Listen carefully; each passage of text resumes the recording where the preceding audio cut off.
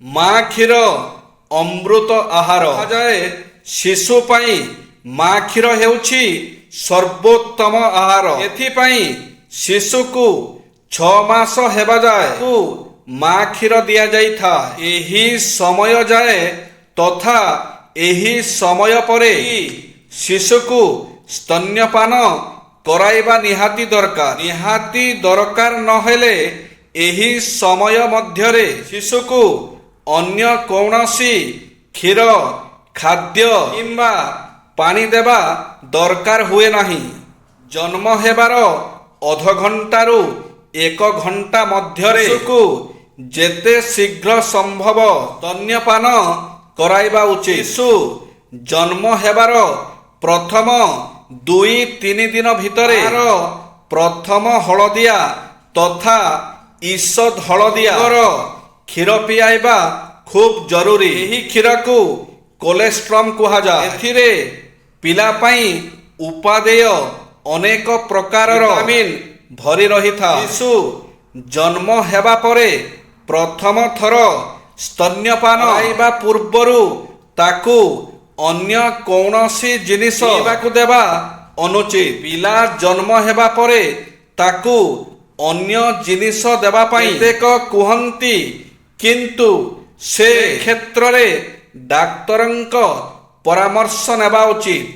ବିଷ ମଧ୍ୟରୁ ଅମୃତ, ଅପବିତ୍ର ସ୍ଥାନରୁ ସୁବର୍ଣ୍ଣ, ନିଜ ଲୋକଠାରୁ ଭଲ ବିଦ୍ୟା ଏବଂ ନିଜ କୁଳରୁ ଉତ୍ତମ ସ୍ତ୍ରୀ ଗ୍ରହଣ କରାଯାଇପାରେ। ବୟସ ଅନୁସାରେ ଆବଶ୍ୟକ ଦୈନିକ ଶକ୍ତିର ପରିମାଣ। କଠିନ ପରିଶ୍ରମ କରୁଥିବା ବୟସ୍କ ପୁରୁଷ 3900 କ୍ୟାଲୋରି, କଠିନ ପରିଶ୍ରମ କରୁଥିବା ବୟସ୍କା ମହିଳା 3000 କ୍ୟାଲୋରି, ହାଲୁକା କାମ କରୁଥିବା ବୟସ୍କ ପୁରୁଷ 2400 କ୍ୟାଲୋରି, ହାଲୁକା କାମ କରୁଥିବା ବୟସ୍କ ମହିଳା 1900 କ୍ୟାଲୋରି, ମା ହେବାକୁ ଯାଉଥିବା ଓ ଛୁଆକୁ କ୍ଷୀର ଖୁଆଉଥିବା ମାଙ୍କ ପାଇଁ ଅଧିକା 300ରୁ 500 କ୍ୟାଲୋରି ଶକ୍ତି ଦରକାର। 1ରୁ 3 ବର୍ଷର ପିଲା ପାଇଁ 1220 କ୍ୟାଲୋରି, 4ରୁ 6 ବର୍ଷର ପିଲା ପାଇଁ 1720 କ୍ୟାଲୋରି, 7ରୁ 9 ବର୍ଷର ପିଲା ପାଇଁ 2050 କ୍ୟାଲୋରି, 10ରୁ 12 ବର୍ଷର ଝିଅଙ୍କ ପାଇଁ 2300 କ୍ୟାଲୋରି, 10ରୁ 12 ବର୍ଷର ପୁଅଙ୍କ ପାଇଁ 2420 କ୍ୟାଲୋରି, 13ରୁ 15 ବର୍ଷର ଝିଅଙ୍କ ପାଇଁ 2360 କ୍ୟାଲୋରି, 13ରୁ 15 ବର୍ଷର ପୁଅଙ୍କ ପାଇଁ 2660 କ୍ୟାଲୋରି, 13ରୁ 18 ବର୍ଷର ଝିଅଙ୍କ ପାଇଁ 2200 କ୍ୟାଲୋରି, 16ରୁ 18 ବର୍ଷର ପୁଅଙ୍କ ପାଇଁ 2820 କ୍ୟାଲୋରି। ଯେ ଚରିତ୍ର ନଥାଇ କେବଳ ପ୍ରତିଭା ଏବଂ ବ୍ୟକ୍ତିତ୍ୱରେ ଗଢ଼ା ହୋଇଥିବା ସମ୍ପର୍କ ଜୀବନରେ ଖାଲି ଦୁଃଖ ଦୁର୍ଦ୍ଦଶା ଆଣେ। ଚରିତ୍ର ବ୍ୟତୀତ ଚମତ୍କାରିତା ଯାହା, ଭଲ ପଣିଆ ବିନା ଭଲ ଚେହେରା ସେଇଆ।